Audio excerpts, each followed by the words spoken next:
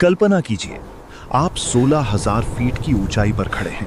चारों तरफ सिर्फ बर्फ, तेज काटती हुई हवा, सांस लेना भी मुश्किल, और सामने हजारों दुश्मन सैनिक और आपके साथ सिर्फ 120 लोग। अब खुद से पूछिए, क्या आप वहां टिक पाएंगे या वापस लौटना चाहेंगे? लेकिन 1962 में 120 भारतीय सैनिकों ने वापस लौटना नहीं चुना। उन्होंने चुना आखिरी सांस तक लड़ना। साल 1962, भारत और चीन के बीच तनाव बढ़ता जा रहा था। सीमा पर छोटी छोटी झड़पें, राजनीतिक असहमति और एक अनिश्चित भविष्य। लद्दाख का इलाका, खासकर चुशूल सेक्टर, रणनीतिक रूप से बहुत महत्वपूर्ण था, और उसी सेक्टर में था रेजांगला, एक ऐसा दर्रा जो सिर्फ नक्शे पर एक बिंदु लगता है, लेकिन असल में वो एक ढाल था जो दुश्मन को अंदर आने से रोक सकता था। रेजांगला कोई आम जगह नहीं थी। यहां तापमान -30 डिग्री तक गिर जाता था। रात में हवा इतनी तेज चलती थी कि टेंट भी हिल जाते थे। ऑक्सीजन कम, चलना मुश्किल, और हर कदम थकावट से भरा। यहां लड़ाई करना मतलब सिर्फ दुश्मन से नहीं, बल्कि प्रकृति से भी लड़ना। इस पोस्ट की कमान थी मेजर शैतान सिंह के हाथ में, एक शांत लेकिन बेहद दृढ़ नेता जो खुद से पहले अपने सैनिकों के बारे में सोचते थे। उनके साथ थे 13 कुमाऊं रेजिमेंट के 120 जवान। इनमें से ज्यादातर हरियाणा के गांवों से आए थे, सीधे साधे लोग, लेकिन दिल में आग। उनमें से एक था रामफल। नई शादी हुई थी, पत्नी का आखिरी खत उसके जेब में था। वो हर रात उसे पढ़ता और मुस्कुराता।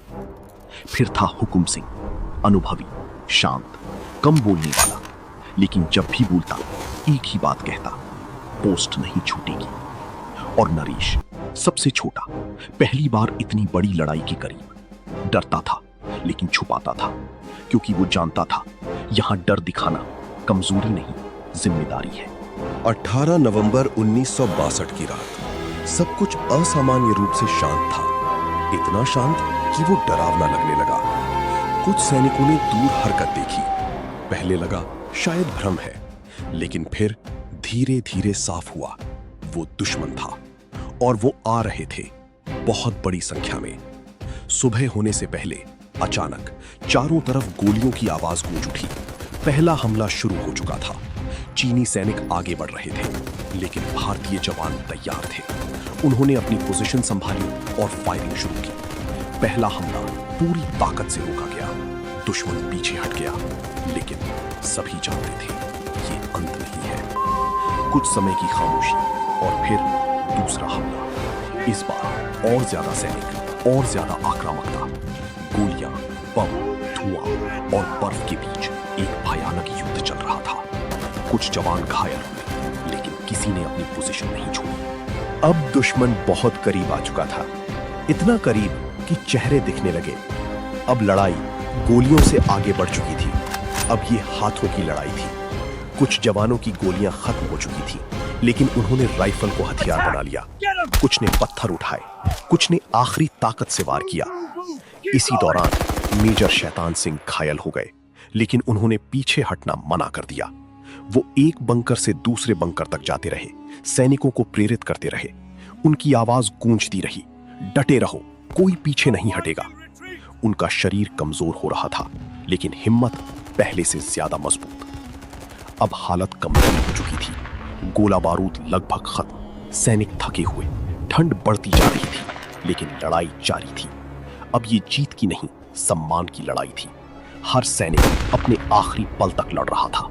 कुछ महीनों बाद जब बर्फ पिघली, तो जो दृश्य सामने आया वो इतिहास बन गया।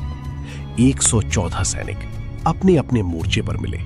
कुछ के हाथ अभी भी ट्रिगर पर थे, कुछ घुटनों के बल जैसे अभी भी लड़ रहे हो।